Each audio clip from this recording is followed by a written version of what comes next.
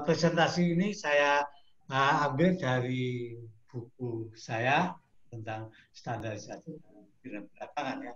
Saya ambil sebagian ya. Slideshow dulu kali, slideshow. Oke, mengapa standarisasi dalam industri dan perdagangan? Karena memang standar itu digunakan di dalam industri dan perdagangan. Sama juga ya buku yang ditulis oleh Mike Dillon tentang audit dalam industri makanan yang kebetulan saya terjemahkan dalam bahasa Indonesia. Pada bab pertamanya juga masalah standarisasi terlebih dahulu. Oke.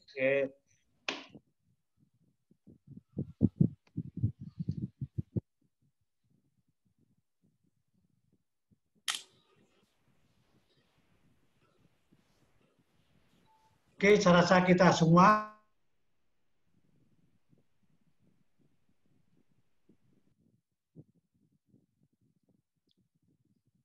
Pak Sunarnya boleh di-unmute? Ya. Oke. Ya. WTO, terutama TBT agreement-nya. Itu sudah di slideshow ya Pak ya? Ya, Pak, sudah itu belum besar. Sudah ada slideshow. Keluar slideshow-nya. Sudah. Oke. Aman. Oke. Ya. Kemudian kita semua di seluruh dunia selalu mengacu pada WTO dalam perdagangan, terutama kalau yang berkaitan dengan standar adalah TBT dan Barrier to Trade. Di Indonesia diratifikasi dalam Undang-Undang Nomor 7 Tahun 94. Jadi kalau kita tidak mengikuti WTO, berarti kita melanggar undang-undang kita sendiri. Oke. Mengapa kita harus ikut dalam WTO? Karena sebenarnya itu adalah memberi peluang perdagangan di dunia, terjadinya perdagangan yang fair, tidak diskriminasi. Negara maju akan memberikan capacity building kepada negara berkembang. Ya. Kemudian kondisi positif daripada WTO agreement adalah bahwa negara berkembang dapat memanfaatkan peluang dengan cerdas. Jadi kita harus bisa memanfaatkan peluang yang ada dalam TBT WTO agreement itu secara cerdas, yaitu bahwa negara berkembang memanfaatkan keunggulan komparatifnya secara bijaksana. Seperti kita di Indonesia 70% kira-kira adalah perairan, maka kita harus memanfaatkan keunggulan komparatif itu di bidang perikanan. Negara berkembang dapat mengubah keunggulan komparatif menjadi keunggulan kompetitif. Kalau kita tidak bisa mengubah keunggulan komparatif menjadi kompetitif, maka tidak ada artinya rahmat Allah tadi. Saya sudah sejak dulu waktu saya masih di balai, saya sudah memperkirakan bakal impor produk perikanan. Kalau kita tidak bisa memanfaatkan keunggulan komparatif menjadi keunggulan kompetitif, kita harus merubah keunggulan komparatif menjadi keunggulan kompetitif, yaitu dengan meningkatkan efisiensi produksi, efisiensi dan sebagainya. Jadi merubah keunggulan komparatif menjadi keunggulan kompetitif, yaitu untuk meningkatkan daya saing baik ekspor maupun perdagangan dalam negeri, supaya kita tidak kebanjiran produk perikanan di Indonesia, dan bahkan kita harus penetrasi ke ekspor, yaitu dengan meningkatkan atau merubah komparatif menjadi kompetitif dengan meningkatkan efisiensi produksi. Daya saing perdagangan dan ekspor antara lain adalah efisiensi produksi. Saya tidak singgung meliputi Dirjen melalui sambutannya, efisiensi transportasi karena untuk bisa delivery produknya ke pasar, makanya menurut saya tol laut itu adalah sangat penting. Berapa besar biaya yang diperlukan untuk transport ikan dari timur ke barat, wilayah timur ke barat di Indonesia? Sangat besar. Jadi tidak mungkin kalau hanya di transport saja, ada efisiensi dalam transportasi. Kemudian efektivitas sistem administrasi atau regulasi atau keteraturan. Jadi pemerintah harus membuat suatu administrasi yang sangat praktis, tidak berbelit-belit dan tidak menimbulkan biaya ekonomi biaya tinggi. Dan efektivitas protection nasional atau di industrinya sendiri itu menghasilkan kepercayaan atau trust. Jadi menurut saya 4 ini yang perlu mendapatkan perhatian di dalam kita meningkatkan competitiveness produk kita. Efektivitas quality assurance, kita dari 4 ini kita hanya mengambil satu bagian keempat, yaitu efektivitas quality assurance, karena kita bicara masalah standarisasi. Okay. Efektivitas quality assurance dipengaruhi oleh efektivitas atau akseptabilitas standar yang kita gunakan. Dia harus accepted everywhere, harusnya begitu ya. Kemudian sistem penilaian kesesuaian yang dikembangkan. Jadi one certificate, one test accepted everywhere, harus begitu. Kemudian efisiensi penggunaan infrastruktur penilaian kesesuaian untuk menekan biaya quality atau quality cost, yaitu dengan memanfaatkan infrastruktur penilaian kesesuaian di Republik ini. Dan harapannya adalah akseptabilitas metode dan hasil penilaian kesesuaian supaya diakui di dunia. One certificate, one test accepted everywhere in the world. Okay. Akseptabilitas standar melalui standar internasional. Kita dalam WTO dikatakan bahwa sebaiknya menggunakan standar internasional bila memungkinkan. Atau kita menggunakan standar negara tujuan kalau kita akan ekspor ke Saudi Arabia. Misalnya ya standarnya Arab misalnya, atau yang lain gitu ya. Atau kita bisa harmonis standar nasional, kita standar internasional. Jadi kita mengadopsi standar internasional sedapat mungkin untuk dijadikan standar nasional atau ditambahkan dengan national differences. Boleh kita menambahkan national differences, artinya standar nasional berbeda dengan standar internasional untuk tujuan-tujuan tertentu. Kemudian kita bisa juga mempromosikan atau meyakinkan standar nasional. Jadi brand image. Jadi kalau SNI kita atau SNI atau Endocap, standar Endocap kita adalah sudah kita tentu dengan baik, maka bisa meningkatkan brand image nasional. Oke. Infrastruktur standarisasi, selesai kita semua harusnya tahu, Bapak sekalian, terutama anggota Komtek. Jadi kebijakan pemerintah harus mendukung mengurangi risiko, efisiensi ekonomi, perlindungan terhadap pasar yang fair, dan perlindungan lingkungan. Harus dipertimbangkan. Dan kepercayaan hingga bisa mempengaruhi dalam ekonomi dan sesuai dengan perjanjian TBT WTO. Kita tidak bisa membuat standar kalau metodologi kita belum baik.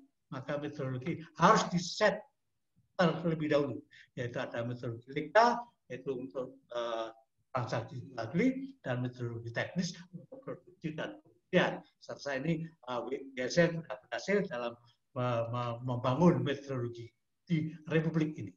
Kemudian standar, nah sekarang adalah Ibu Bapak sekalian sebagai Komtek, dikembangkan oleh Badan Standarisasi sebagai leadernya, sebagai yang meng-approve bahwa pengembangan standar itu sesuai dengan kaidah standarisasi, menggunakan aturan yang biasanya diacu oleh negara lain atau di dunia, yaitu bisa ISO, bisa IEC, bisa Codex Alimentarius, bisa ITUT, dan lain-lain. Jadi kita menggunakan acuan bagaimana merumuskan suatu standar. Tidak bisa kita seenaknya sendiri, karena pasti nanti tidak akan berhasil. Kalau ada standar, tidak ada artinya. Maka harus ada penilaian kesesuaian. Nah, penilaian kesesuaian dan standar itu seperti dua sisi di mata uang. Mata uang kalau hanya gambarnya cuma satu sebelah saja, maka tidaklah, harus ada gambar yang lain di sebelah, di belakangnya. Maka seperti dua sisi mata uang, yaitu standar dan sertifikasi atau penilaian kesesuaian. Penilaian kesesuaian adalah menyatakan barang atau jasa sesuai dengan standar. Kalau tidak ada itu, maka orang tidak tahu apakah barang atau jasa itu sesuai dengan standar atau tidak. Bisa dilakukan pihak pertama, yaitu pihak yang memproduksi, ya. Pihak kedua yang membeli, menguji sendiri, atau pihak ketiga, yaitu pihak independen. Yang banyak digunakan di dunia adalah pihak ketiga atau third party certification. Kalau dapat mencantumkan tanda, misalnya tanda SNI atau tanda Endocap atau tanda ACCP bisa juga. Kemudian biasanya melibatkan aktivitas inspeksi dan pengujian laboratorium. Sertifikat nggak ada gunanya juga kalau tidak diakui oleh dunia internasional, maka perlu akreditasi, peer assessment atau peer review. Jadi akreditasi adalah pengakuan formal tentang kompetensi lembaga penilaian kesesuaian, lembaga sertifikasi, pengakuan laboratorium, pengakuan terhadap lembaga inspeksi dan sebagainya.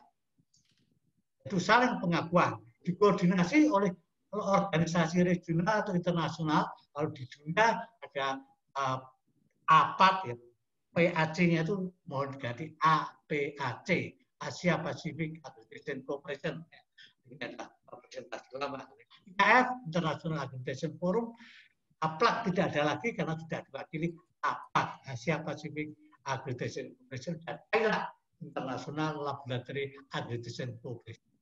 Kan sekarang kan Komite Akreditasi Nasional Indonesia sudah mendapatkan pengakuan di dunia, tidak kalah dengan lembaga akreditasi negara lain, apakah itu UCAS atau di Inggris, Japan Accreditation Board di Jepang, maupun di Amerika maupun di Jerman, sama dengan mereka, dan tidak lebih rendah, tidak ada lembaga akreditasi internasional, yang ada lembaga akreditasi nasional dan diakui saling pengakuan antara lembaga akreditasi. Jadi kadang-kadang kita silau melihat internasional, karena kita sudah sama dengan internasional. Kemudian standarisasi. Ya, penyebut standarisasi. Dulu orang bilang standard and conformity assessment, standar dan penilaian sesuai. Jadi istilah standarisasi itu maknanya standard and conformity assessment atau standard and conformance dulu ya. Kemudian apa itu standar? Ya tadi ya, agak lebih detail pada Pak Eko. Spesifikasi teknis suatu barang atau jasa dan dibuat melalui kesepakatan atau konsensus pelaku pasar, utamanya pelaku pasar dan stakeholder lainnya, dan akan digunakan secara berulang dalam transaksi perdagangan. Dalam transaksi perdagangan, bukan dalam yang lain. Dan diakui atau dikonsensuskan pelaku pasar. Pelaku pasar adalah sangat penting karena mereka yang akan menggunakan. Standar adalah untuk mereka. Di negara lain, lembaga standar itu bukan government. Di Inggris misalnya BSI, British Standard Institution, bukan government. Modalnya government kira-kira tidak lebih dari 10% saja. Selain itulah non-government. Non-profit dan non-government. Itulah BSI. Contohnya ya. Di Indonesia, sewaktu mau bikin BSN, dipertanyakan oleh Menteri Keuangan. Waktu itu Pak Mari Muhammad, Mr. Clean. Nah, kok lembaga standar pemerintah, bukannya BUMN? Nah, dulu begitu ya. Dulu saya juga ikut meyakinkan ya, waktu masih di perikanan. Ya, saya di perikanan, saya masih bisa membantu membuat atau ya urut sedikit terjadinya BSN, terutama kan Komite Akreditasi Nasional. Pelaku pasar menjadi sangat penting. Tidak boleh tidak ikut di dalam merumuskan standar. Kemudian ilmuwan apa? Ilmuwan adalah untuk meluruskan. Jika apabila terjadi diskusi tidak sesuai dengan ilmu teknologi, itulah ilmuwan. Meluruskan. Ya betul begitu. Kalau dia panaskan apa begini, didinginkan apa begini. Nah, ada bantuan knowledge dari ilmuwan. Dan juga dapat menyuarakan konsumen. Karena biasanya konsensus itu sulit memilih konsumen yang mana yang diundang dalam konteks itu. Maka ilmuwan bisa berlaku seperti itu. Pemerintah adalah penting bila ada hal yang akan diatur. Kalau ada yang nanti akan menjadi materi pengaturan, baru pemerintah itu masuk sebetulnya. Gitu ya. Kemudian dapat menyuarakan konsumen juga, karena sebagai konsumen itu sulit. Oleh sebab itu, dari ketiga kelompok stakeholder itu, yang pelaku pasar adalah yang utama. Kalau konseptor atau perusahaan standar tidak melibatkan pelaku pasar, nggak sama saja bohong. Harusnya BSN tidak bisa meng-approve itu menjadi BSN. Pada dasarnya standar adalah voluntary. Kenapa voluntary? Karena kesepakatan pelaku pasar. Jadinya voluntary, tergantung mereka.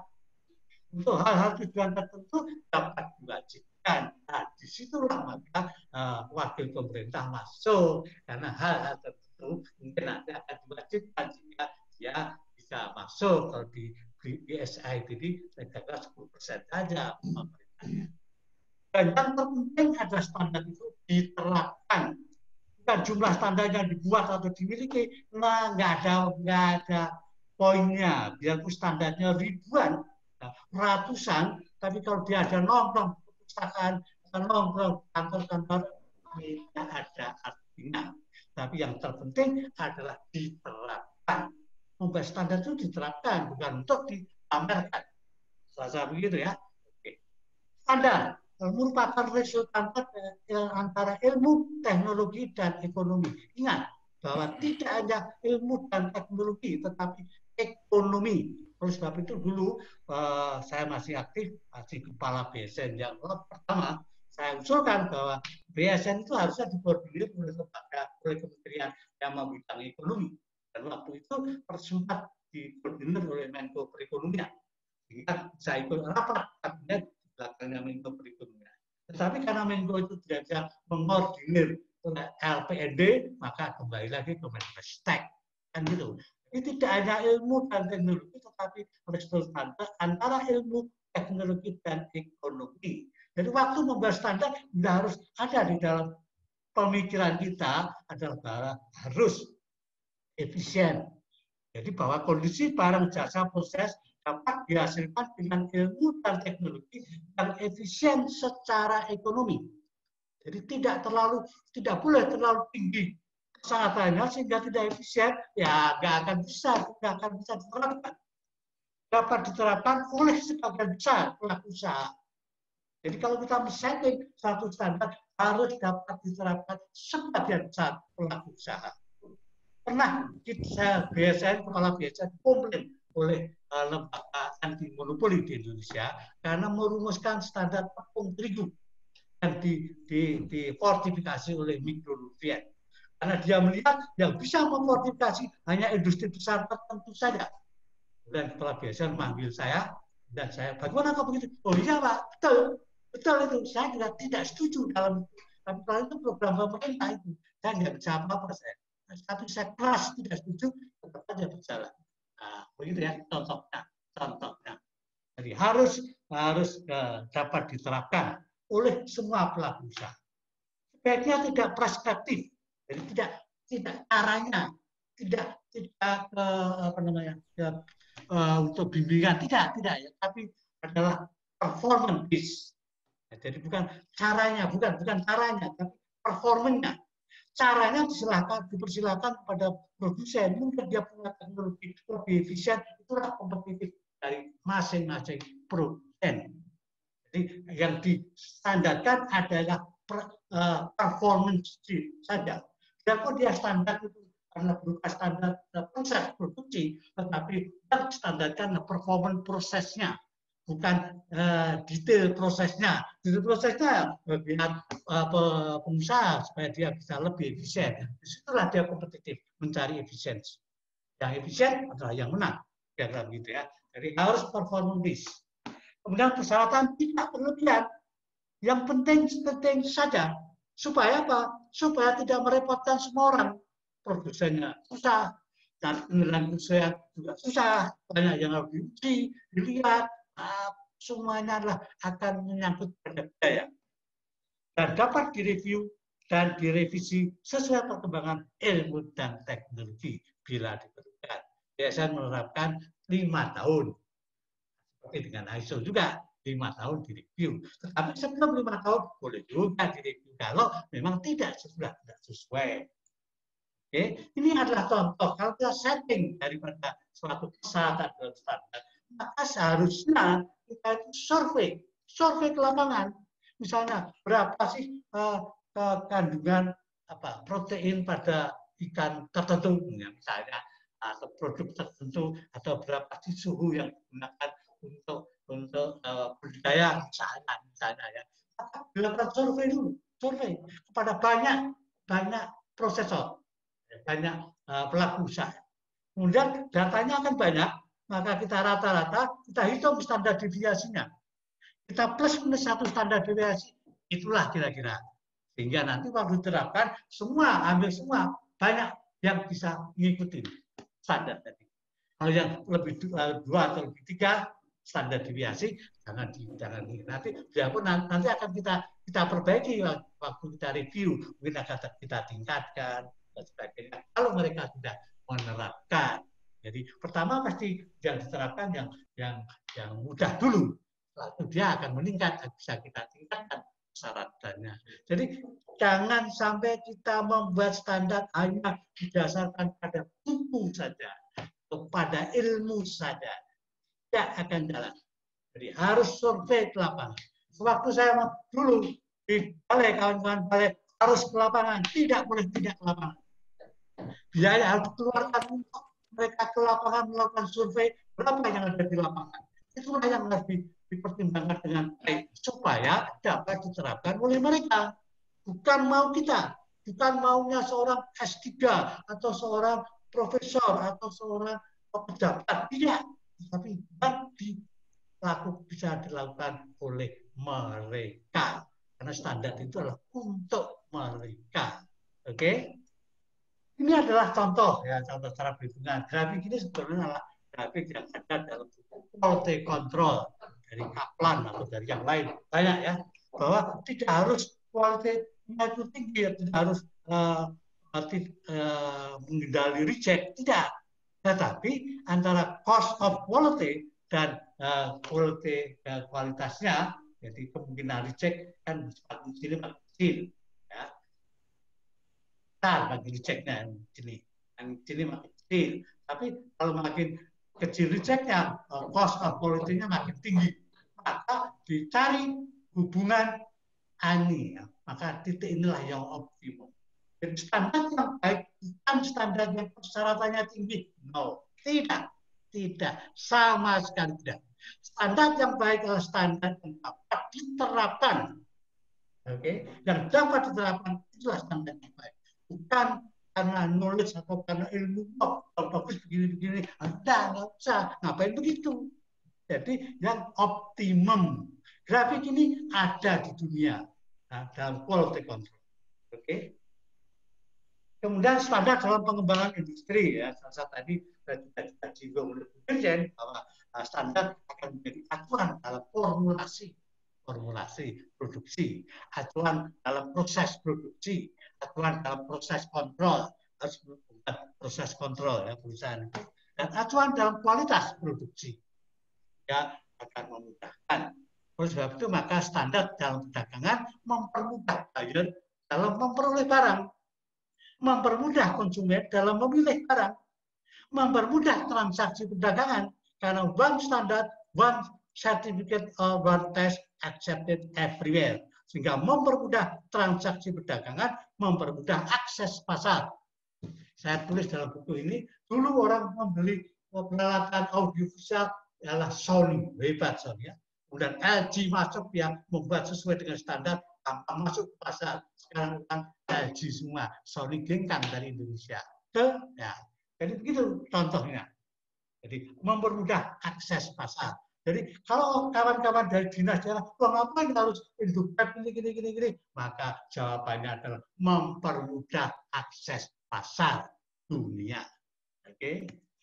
Kemudian, tantangan yang dihadapi industri di Indonesia, yang merah adalah yang faktor yang langsung berkaitan, dan yang putih adalah faktor yang langsung berkaitan. Jadi ada persyaratan di negara maju makin tinggi, makin berat, ya, sosial standar internasional, sofistikasi internasional, ya, banyak private standar internasional, ya, kemudian perubahan teknologi cepat, rantai produksi semakin kompleks, ya, kemudian di dalam negeri kita harus masuk barang semakin tinggi, ya, kemudian penerapan standar dan efisiensi produksi masih belum bagus sampai saat ini. Nyatanya apa? Nyatanya kita masih kalah bersaing dengan negara lain, ya. Daya beli masyarakat kita mungkin saat ini masih rendah, ya, terutama COVID. Setelah COVID itulah kesempatan yang baik untuk meningkatkan standar dan bersaing internasional dengan produk-produk negara lain. Nah, itulah. Kemudian penerapan standar. Bisa sukarela, orang tidak mengerti apa sebetulnya sukarela. Ini menurut pendapat saya. Sukarela artinya produsen suka terhadap persyaratan itu dan rela menerapkannya dengan konsekuensinya, misalnya dengan sertifikasi. Dia rela menerapkannya. Bukan sukarela itu sesuka-sukanya, tidak. Dan suka dengan persyaratan yang ada dalam standar dan rela menerapkannya dengan penuh konsekuensi. Namanya sukarela, kalau menurut pemikiran saya. Kemudian bisa juga mandatory atau wajib atau compulsory ya sama ya, dengan regulasi atau oleh otoritas kompeten. Semua pelaku usaha harus menerapkannya. Perlu dipertimbangkan dalam setting persyaratan standar. Yang penting yang perlu saja agar tidak menimbulkan distorsi dan meningkatkan quality cost. Jadi kalau dia terlalu rumit persyaratannya, wah distorsi pasar, susah mengikuti standar itu sehingga tidak bisa masuk pasar. Dan juga meningkatkan quality cost, pengujiannya banyak yang diuji, mahal-mahal, pakai alat-alat yang canggih dan sebagainya, itu tidak menurut saya kurang bagus. Kemudian kalau standar itu ada di setting, salah saya ini slide yang lama, saya ingat dengan Pak Iman Sudarwo pada BSN yang lalu ya. Jadi ada BSN dan regulator. BSN adalah mengapprove standar, menerapkan standar dengan komite teknis dan komite teknisnya, kan adalah bertanggung jawab terhadap lembaga penilaian kesesuaian, lembaga sertifikasi, lembaga laboratorium, kemudian lembaga inspeksi, dan termasuk National Metrology Institute, sangat penting ya. Regulator membuat regulasi untuk standar-standar tertentu saja, kemudian diterapkan oleh masyarakat umum yang tergabung dalam organisasi masyarakat standarisasi. Dulu sangat kuat ya Mas Stan. Mudah-mudahan sekarang masih ada. Saya himbau kepada BBSN untuk tetap memperhatikan Mas Stan. Sangat penting Mas Stan menurut saya. Oke, ini adalah referensi dan persyaratan standar. Kalau standar itu tidak diwajibkan tapi sukarela, maka maksudnya adalah sebagai referensi pasar. Orang bisa milih antara yang memenuhi standar dan yang tidak dengan adanya tanda SNI atau tanda Indugen. Oke, tapi ini adalah yang diwajibkan. Diwajibkan. Kalau diwajibkan dengan regulasi, maka berarti menjadi persyaratan pasar. Tidak boleh ada barang di pasar yang tidak memenuhi standar. Hati-hati kalau kita memperlakukan secara wajib, karena itu bisa distorsi pasar. Oke, jadi semua harus ada pengawasannya di sini ya. Di sini juga ada pengawasannya lewat Undang-Undang Nomor 8 Tahun Perlindungan Konsumen. Kalau di sini pengawasan langsung oleh otoritas. Standar yang diterapkan bisa standar industri, terserah saja, bisa standar nasional, bisa standar internasional. Oke, kemudian ada perbedaan esensial dalam penilaian kesesuaian antara dua metode. Ini adalah kerangka regulasi teknis. Kalau Ibu dan Bapak terutama dari kementerian akan membuat regulasi, harusnya menggunakan kerangka pikir seperti ini. Yaitu akan membuat protokol. Protokolnya bisa berupa regulasi teknis atau SK Menteri atau Permen. Ya. Harus ada pen. Nah, lainnya harus ada naskah akademis. Naskah akademis harus mempertimbangkan jenis produksi, aspek bahan baku, aspek produksi, aspek teknis, kompetitor, perdagangan, dan semua itu juga harus mempertimbangkan SDM kita, SDM-nya kita rendah, belum bisa memproduksi dengan baik, hati-hati, iptek, kemudian sarana dan peralatan standar, dan ada tidaknya lembaga penilaian kesesuaian, ini harus masuk dalam naskah akademis. Dan kalau kita protokol, apa isinya protokol? Isinya adalah alasan mengapa diwajibkan, waktu penerapannya kapan, manajemen pengaturannya, penilaian kesesuaian yang digunakan, bagaimana pengawasan pasar, bagaimana tindakan hasil pengawasan, dan evaluasi. Kemudian dilakukan, plan, ya, dilakukan oleh pelaku pasar, ya, ada aspek manajemen, aspek pelantaran, evaluasi ini ya, diterapkan dalam produksi, perdagangan, penilaian kesesuaian, kemudian dicek ya PDC ya, pengecekan apa yang dicek adalah penerapan pengaturan apa dilakukan atau tidak, kelancaran produksi, kelancaran perdagangan, ketersediaan produk di pasar, jangan sampai terganggu ya. Kemudian market surveillance diperlukan, kemudian dievaluasi, action, action, dievaluasi apakah sesuai atau tidak, kalau ada perlu ada perbaikan yang diperbaiki untuk memperbaiki regulasi teknis atau mungkin tidak perlu lagi cabut, diteruskan. Jadi P, B, C, A. Siklus ini berputar terus dan harus ada naskah akademis yang bagus. Oke, kemudian inilah pendekatan holistik Pak Kepala BSN dulu ya, hebat saya ya. Jadi kita harus, waktu kita membuat konsep standar, jangan kita hanya berhenti dalam konsep standar itu saja, tidak bisa begitu. Jadi berdasarkan kebutuhan, dikembangkan standar, akan apa? Dikembangkan standar untuk diterapkan sehingga dapat digunakan untuk transaksi pasar. Maka dalam transaksi pasar maka dibutuhkan penilaian kesesuaian.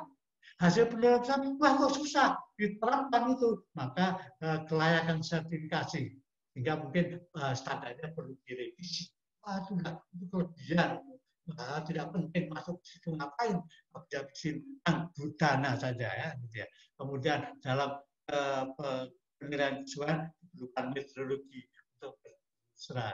Metodologi itu penting. Bayangkan saja kalau pelek mobil diproduksi di Sidoarjo, banyak diproduksi di Itali, sama-sama ukuran 6 plus. Kalau metodologinya tidak benar, kelebihan, kebesaran atau kekecilan. Coba kita semuanya menggunakan ukuran yang sama. Komputer dengan listrik sama, semuanya sama, adalah kecanggihan metodologi. Kita berterima kasih kepada orang-orang meteorologi. Ya. Oke, kemudian penilaian kesesuaian ya mungkin kita perlu tergantung dari tingkat risiko. Kalau tingkat risiko tinggi, maka biasanya langsung dinilai oleh regulator, oleh competent authority. Kalau tingkat risiko tinggi. Apa contohnya? Obat. Tidak akan dilepaskan di dunia, obat tidak dilepaskan oleh Badan Pengawas Obat.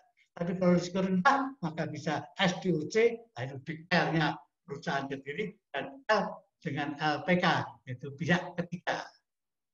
Nah, itu kita. Mana kita mau di sini atau mau di sini? Sebaiknya dihindari yang di sini kalau tidak penting sekali. Oke. Kemudian deklarasi penjelasannya. Deklarasi produsen boleh dia deklarasi, tetapi dia harus diatur bagaimana supaya bisa mendeklar, yaitu menggunakan ISO/IC 17050 bagian 1 dan bagian 2. Dan liabilitasnya oleh mereka dan diatur dengan regulasi teknis. Regulator mengawasinya. Jadi langsung produsen mendeklar. Kemudian kalau penilaian pihak ketiga, maka melibatkan pihak ketiga, maka yang melakukan penilaian kesesuaian harus sesuai dengan standar. Misalnya 17 tahun 65, 67, 26, 28, nah gitu ya. Gitu. Kemudian pihak akreditasi ya, gitu. Kemudian ada pihak ketiga yang mengakreditasi dia, kemudian liabilitas adalah oleh third party juga ikut menanggung liabilitas, regulator mengawasi kebenaran sertifikasinya. Oke, kemudian ini adalah penilaian kesesuaian otoritas, maka otoritas tadi yang langsung dia, dan apabila dilakukan ini kita harus hati-hati karena tidak ada yang lebih tinggi. Siapa yang mengawasi? Enggak, yang mengawasi adalah masyarakat melalui komplain atau pengaduan dari masyarakat atau class action. Kita harus ingat bahwa ASN akan sangat mungkin dilakukan class action oleh masyarakat. Hati-hati kita dalam mengambil kebijakan. Oke, efektivitas sistem penilaian kesesuaian, desainnya harus praktis, ya, simple, tidak berbelit-belit, tidak banyak rektok dari pemerintah atau government, supaya mereka kita percaya kepada LPK. Ya, jadi desainnya praktis, dapat dilaksanakan di daerah produsen atau daerah eksportir, tergantung ini cepat fasilitasnya, biaya terjangkau, dan efektif fasilitas sosialisasi kepada pelaku usaha, LPK dan administrator. Jadi pemerintah menurut saya tidak perlu ikut campur di dalam penilaian kita, itu membuat distorsi membuat distorsi. Lepaskan saja, tetapi harus mengawasi. Nah, yang penting. Jadi efektivitas sosialisasi dan pengawasan oleh pemerintah. Oke. Kemudian efisiensi pemanfaatan infrastruktur dan kaya dalam laboratorium laboratorium uji, laboratorium validasi yang ada dimanfaatkan. Oke. Kemudian akseptabilitas metode hasil ujian melalui technical MRI dan melalui regulatory MRI. Belum banyak orang yang tahu apa itu technical MRI, apa itu regulatory MRI. Technical MRI adalah MRI yang dikoordinir oleh lembaga akreditasi, yaitu melalui MLA antara IAF dan A, ada A-nya ya, Asia Pacific Association Corporation, dan lembaga akreditasi adalah 17011. Dan juga untuk laboratorium dan inspeksi ada ILAC dan APAC, bukan APLAC lagi ya, APAC itu sama, Asia Pacific Association Corporation. Dan untuk 17025, 17040, 17043. Nah, jadi ini sudah dikoordinir oleh lembaga akreditasi, kan sudah MLA, MRA sama dengan negara maju lain. Jangan mungkin dengan sama, bahkan lebih dari beberapa negara yang lain. Saya jamin. Okay.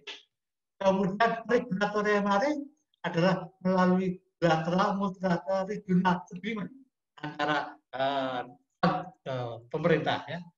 Pendekatan produk jasa dikembangkan secara kompetitif. Partner negara antara eksportir, importir dan sebagainya. Dan itu adalah menggunakan technical MRA atau technical MRA sebagai basis untuk membuat regulator MRI sesuai dengan artikel 6 dan artikel 9 EBT WTO Agreement.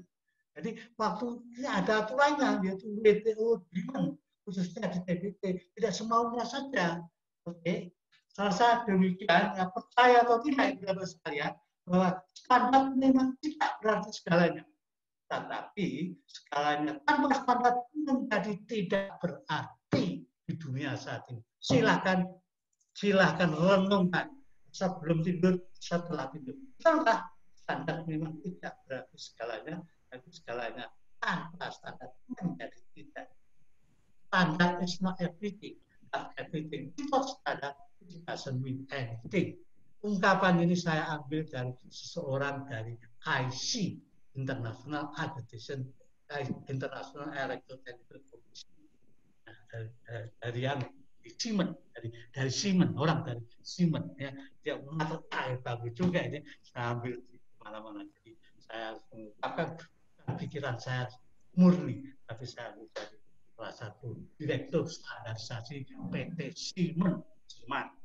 Oke, adalah standar is not everything, but everything without standard it doesn't mean anything. Menurut saya amat sangat valid. Oke, saya terima kasih Pak. Saya mengejar waktu ternyata tepat, masih ada 5 menit ya. Saya masih ada waktu terima. Jadi saya mohon maaf kalau cepat kalau akan mengerti dengan detail, silakan baca ini ya. Saya tidak tahu apakah itu bisa memberikan ini kepada semua kontak. Bagus juga. Saya tidak ingin begitu beli ke saya tapi ya mau gratis kan tidak aja. Tapi kalau yang mau, tapi dari situ sudah cukup ya, saya transfer ke situ. Oke ya, saya mungkin demikian. Silakan jawaban nanti kalau ada pertanyaan bisa sekarang atau nanti bersama-sama dengan Ibu Novia nanti ya setelah untuk Pak Moderator Pak Profesor Ahmad Purnomo. Ya. Pak Pur ini belum profesor secara formal tapi dipanggilnya sudah profesor. Ya, jadi boleh juga ya, boleh atas kemampuan. Oke, saya demikian. Terima kasih. Jangan kalau nanti sudah selesai nggak ada waktu bertanya, silakan bertanya ke saya kapan saja di mana saja. Sebutkan Ibu Napa adalah ikut dalam webinar ini. Ya, nanti saya akan jawab melalui email atau melalui WA kapan saja selama saya masih bisa menjawab. Oke, silakan. Terima kasih.